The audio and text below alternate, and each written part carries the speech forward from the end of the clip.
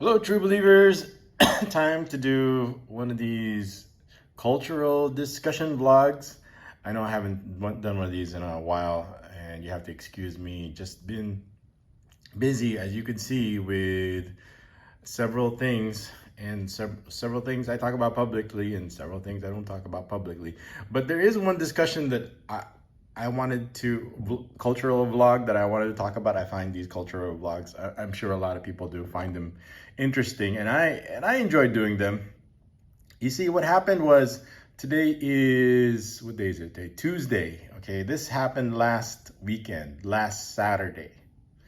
So let's just say last weekend. Don't want to get into specifics of what day it is. Let's just say last weekend. I had an encounter with a Karen, with a full-fledged white privileged Karen. And I have this video from Office Space because the interaction went exactly just like this, okay? And I know it's in the Philippines, but there are people like this in the Philippines. So specifically, I had an encounter with a white person. Okay, so let me be more specific here. He's not American. I was gonna say he's not really American. I need to stop saying really. He's not American, but he is white. He is from Anglo-Saxon, white, Protestant descent. Well, anyway, he's white.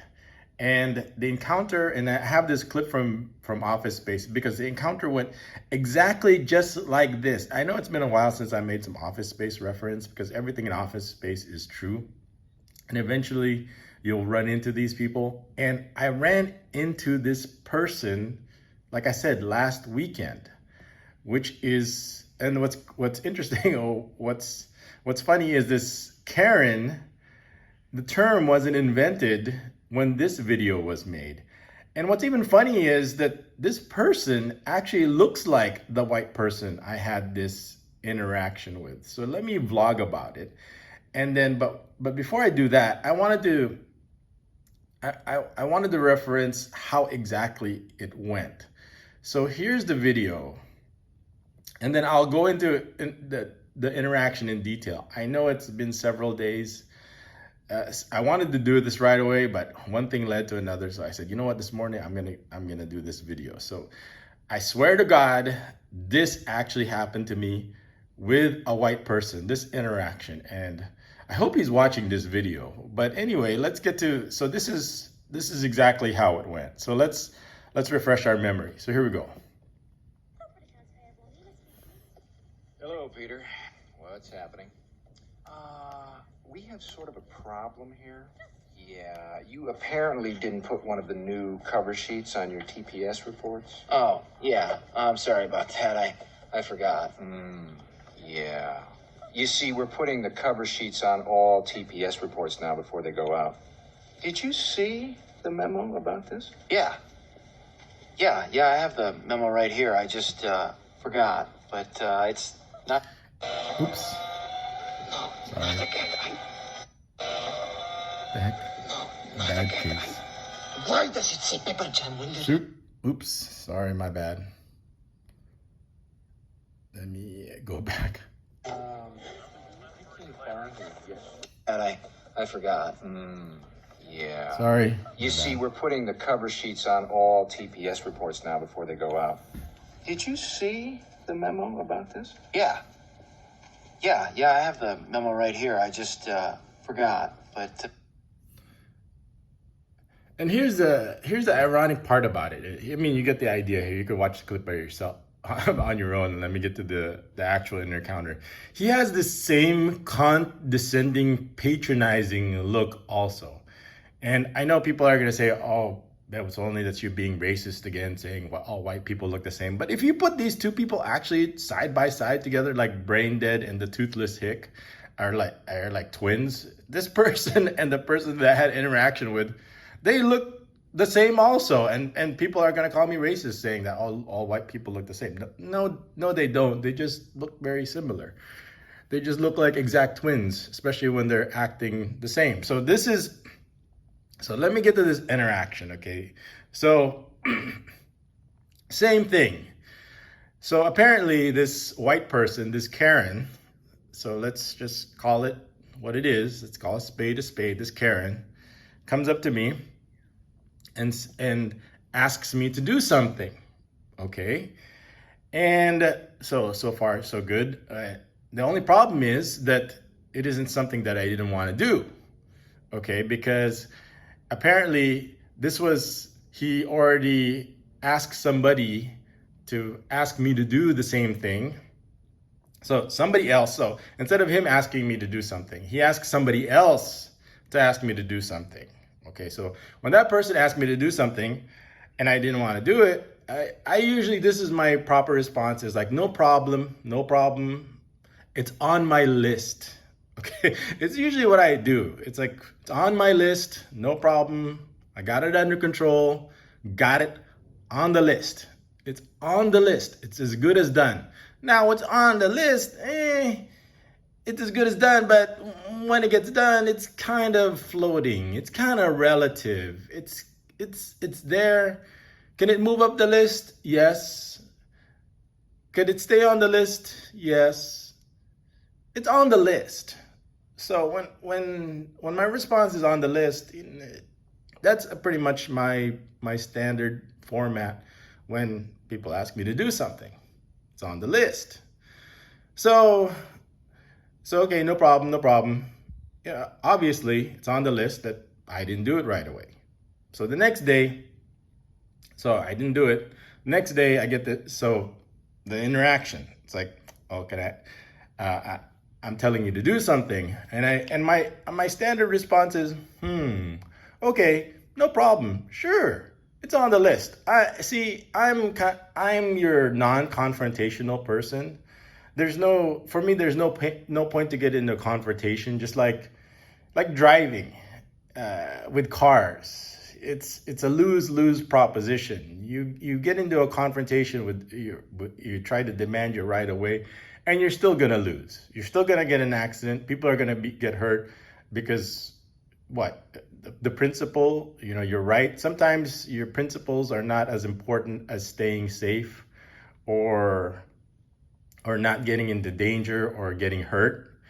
So when it comes to these kind of situations, when I'm running into a Karen, I usually just okay, since I'm non-confrontational, I'll just say, sure, no problem. It's on my list.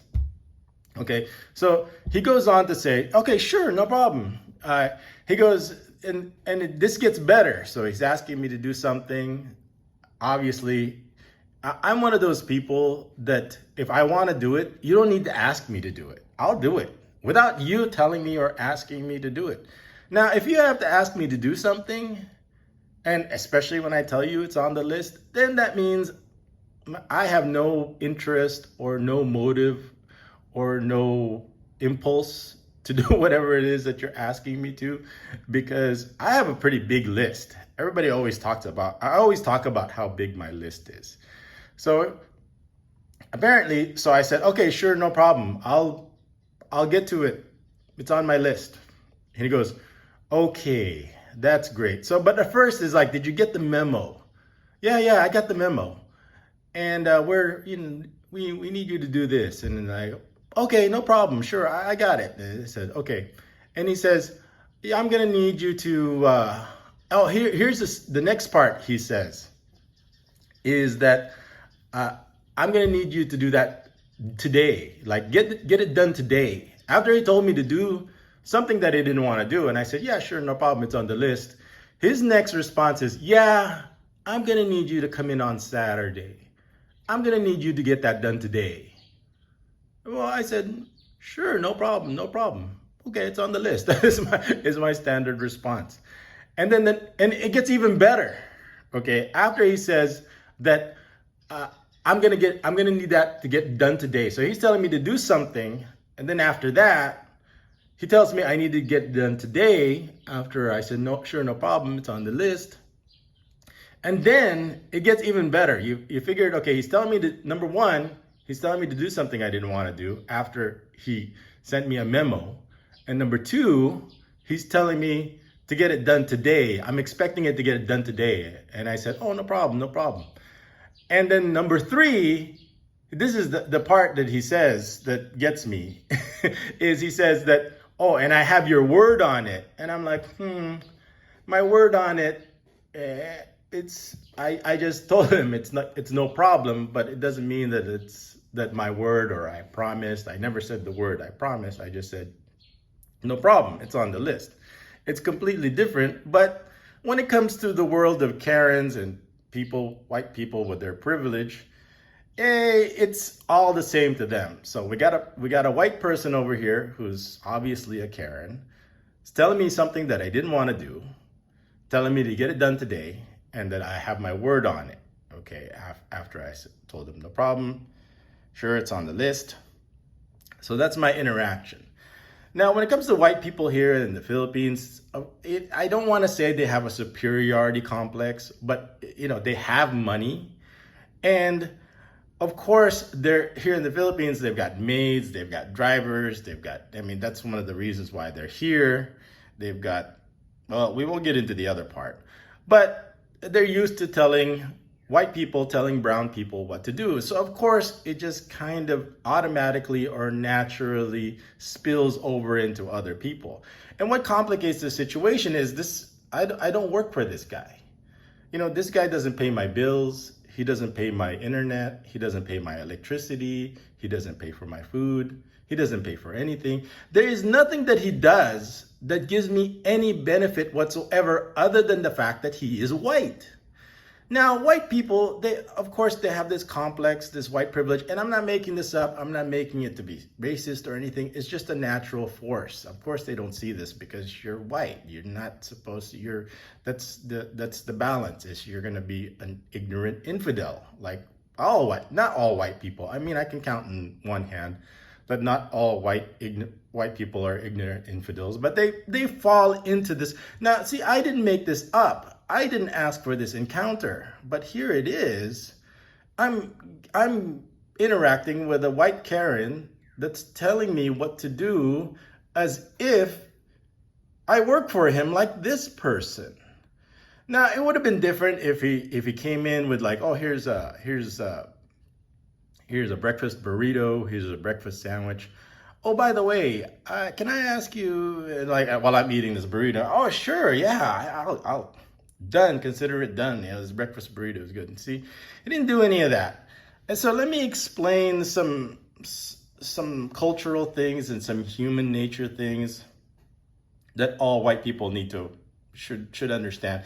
Now, the problem with white people or Karens like this person is, and now this person, of course, is in a position of power and privilege, and they're your boss. But the problem is when they're not, they're still acting like they are, with no benefit to you whatsoever. I mean, in this situation, you're going to obviously get a paycheck. That's why you're doing it. But outside, they're just being Karens.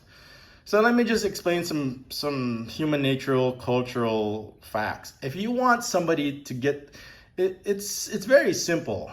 I know when I deal with a lot of people, and I've dealt with a lot of interactions, and my interactions, my system is I'm a results-based kind of person. I base my actions on what's going to get results.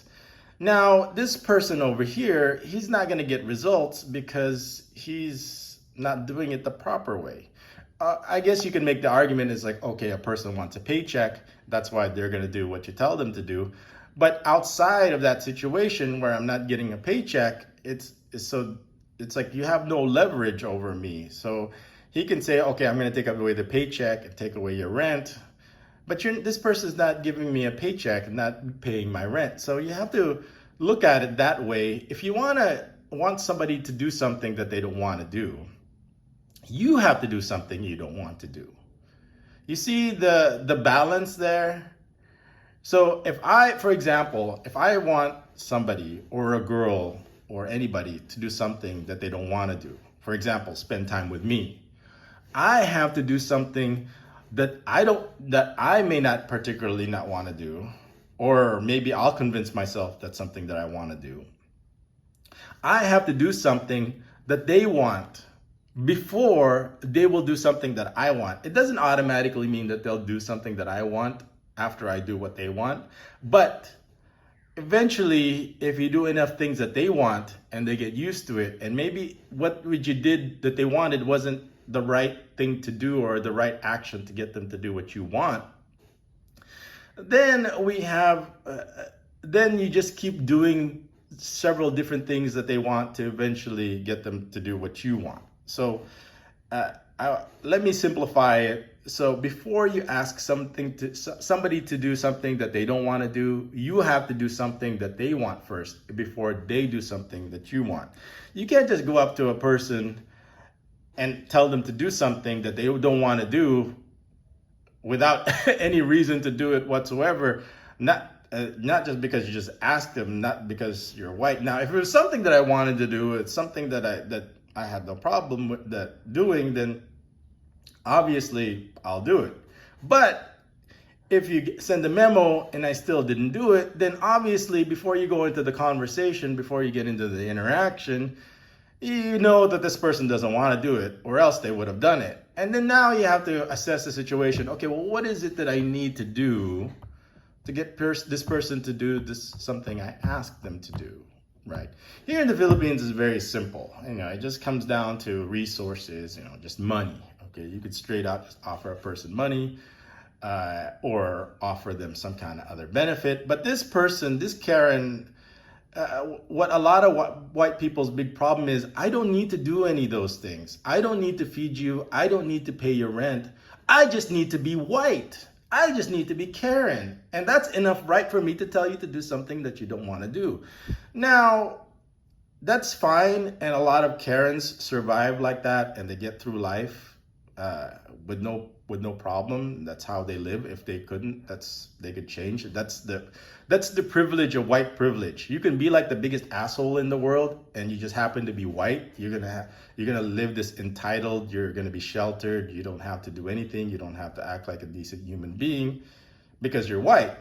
The problem is when you got well, I don't want to get into that. It's like white assholes produce other white assholes. But anyway, maybe that's my problem. I lived in a country full of so many white assholes that I started becoming a white asshole myself. But anyway, at least I recognize it. The problem is when you got people like this that don't even recognize it, and I hope he's watching this video, I would like to do what he's asking me to do, but you got to give me a reason other than because you're white and it's a white person asking a brown person to do something. Like I said, those kind of people, as you could see, the kind of results of their actions, which may be desirable or undesirable, depending on your opinion or your perspective. But the point is, you're not going to get much results out of it if you're just using you're just using your Karen privileges to get me to do something, which is not something that I'm going to do. So, am I going to do it? Am I not going to do it? That's, you could probably answer the question yourself. But the fact is that if you want somebody if you want results that are desirable, you can't just rely on your white privilege. Because if you just rely on your Karen instincts or your Karen rights or your Karen entitlements, then you're going to get poor results. So what I'm telling everybody is, if you want the proper results, you have to do it the proper way. And that is you'll get more honey with, what's the saying goes? It's like, if you do something that they want, then it's also like a Filipino, almost Asian culture. It's like, if you do something that they want, like for example, when I was getting my tire repaired and I noticed the repair person had, for our scooter, like they had their kid, his son with him, and he was like enjoying something, and I said, oh, you know what, let me give some chocolate to that person. So I bought some local chocolate and gave it to them. It's like only a few cents, and he's all happy, and he did the job well and didn't overcharge me or anything like that. And I wanted to have a pleasant interaction. So I did something that he really liked. So he would do something that I really liked, and which is good service and quality workmanship, and I was very happy with it. So same thing. So I want to teach people culturally that I know there's going to be a lot of white people that are going to be watching this, and they probably have some sort of Karen entitlement in them because it's inherent. But if you want to get desirable results, then you have to respect the fact that if you want somebody to do something that you want, you have to understand what their motives are, what motivates them. And it's something as simple as food, shelter, clothing, financial incentive, and financial comes in different forms also. I mean, what is it that and just being white is not a benefit. It doesn't benefit me that you're a white person talking to me, asking me to do something that I don't want to do.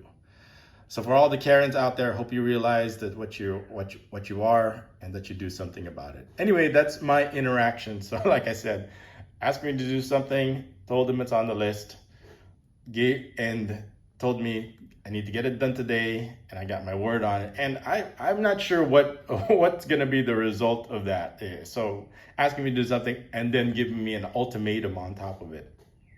So we'll see. I'll update you on the rest of what comes out of it. And usually what I do is like give it time. Everything over here is resolved with either time or money.